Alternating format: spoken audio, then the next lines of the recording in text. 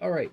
Um, when I first revealed this dual element mod, you know, the big question was how much more power does it draw? How many more amps? All that sensible stuff. And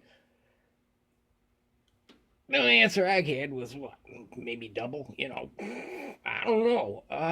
So I ordered a kilowatt. Took forever to get it. Um, and hopefully we will answer those questions here.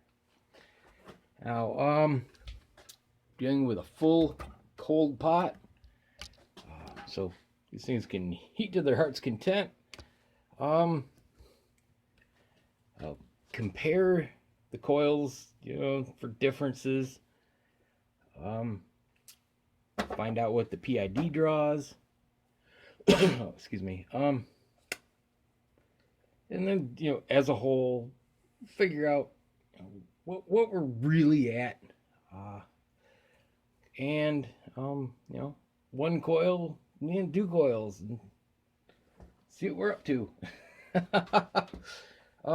Now one thing I plan to do is switch this top coil, so I can shut it off, because once you drop down to about half, it's really not really doing much but heating just the top of the pot, and it kind of messes with temp stabilities at that point.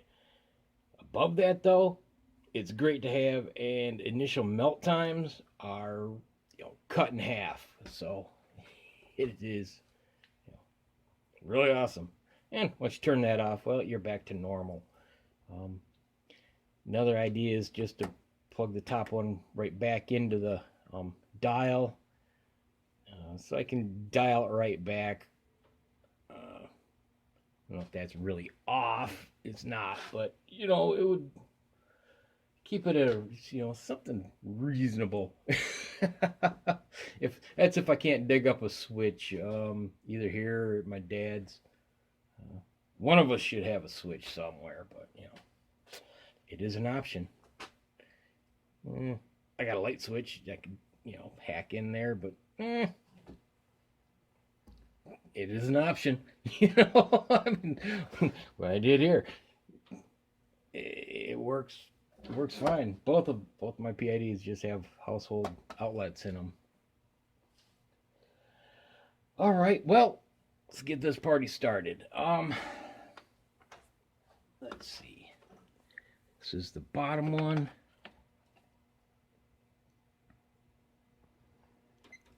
It's got a power factor.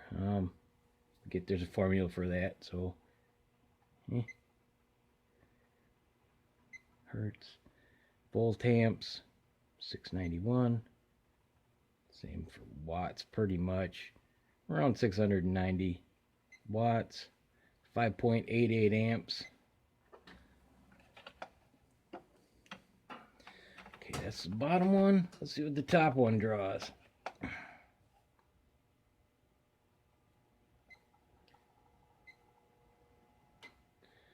685. Yeah, there's a little variance. It's around 680. 5.81 amps. So they're pretty close. Yeah, they're 700 watt elements. All right, let's see what this PID draws. Nothing plugged into it.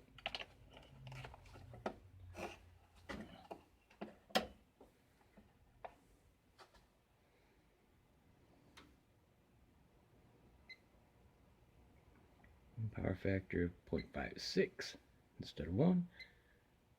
2.4 volt amps, 1.4 watts. Okay, 0.02 amps.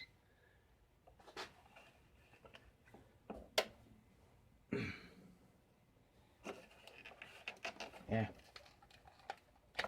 probably should have done that next, because I'm just gonna come on, plug these both in, see what it does, and then add that in for a total.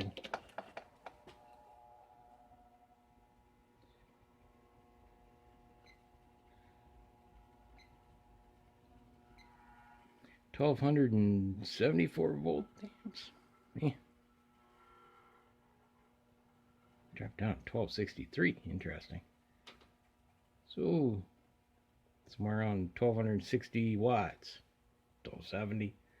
It jumps around a bit. 11.16 amps. So it seems we'll be good on a 15 amp circuit.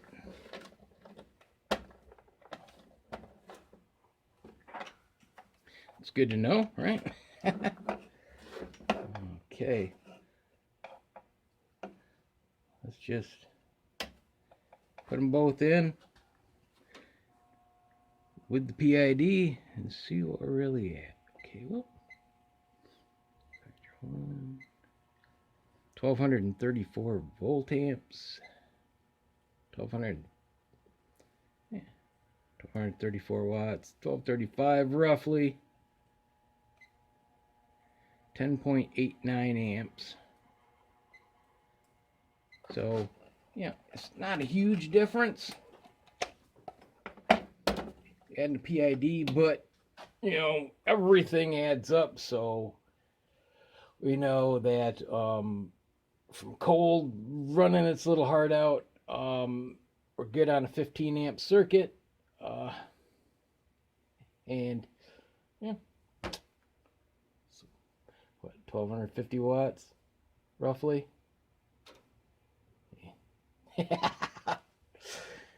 Make some notes, I guess. But yeah, I don't think it is quite double. Have to review this, write some things down and compare and see, but interesting. Still, we're safe on a 15 amp circuit for older homes, or, you know, just don't add a whole lot to it. Don't plug it in with your freezer. All right, well, hopefully that's answered those questions, and if you hear that, have a good one. God bless. See ya. Might as well see what this one does too. All right, bottom element.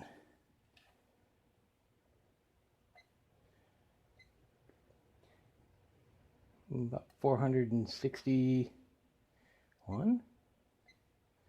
3.92 amps. See if the top one's any different.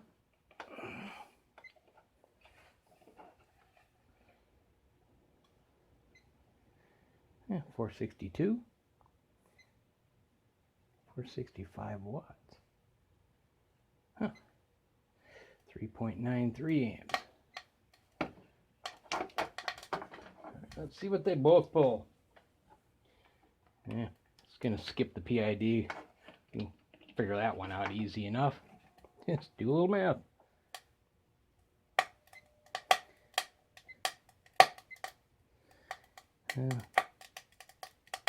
About 880 watts. 870. Yeah, roughly. 7.64 amps. All right, well, that gives us an idea. Not nearly as power hungry, but didn't expect it to be. But that extra element really helps keep the salt at a consistent temperature and get it up to the higher heats. One just doesn't keep up. You think a 4-pound pot with a 400, is it 400 or 500 watt element? I can't remember now. I have to look that up, roll it in. I'm thinking 500 actually, for some reason. But it really doesn't with the salt. Versus a 20-pound pot with a 700 watt element.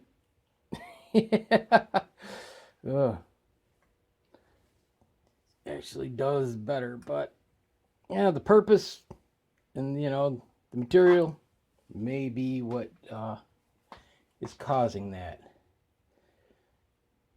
But yeah, either way, 20-pound pot for lead or the 4-pounder for salt bath annealing, I recommend doing this mod. And your life will just get better. Like I said, consistent temperatures, and I can now heat this thing beyond safe. Where with just a stock single element, I couldn't get up that hot.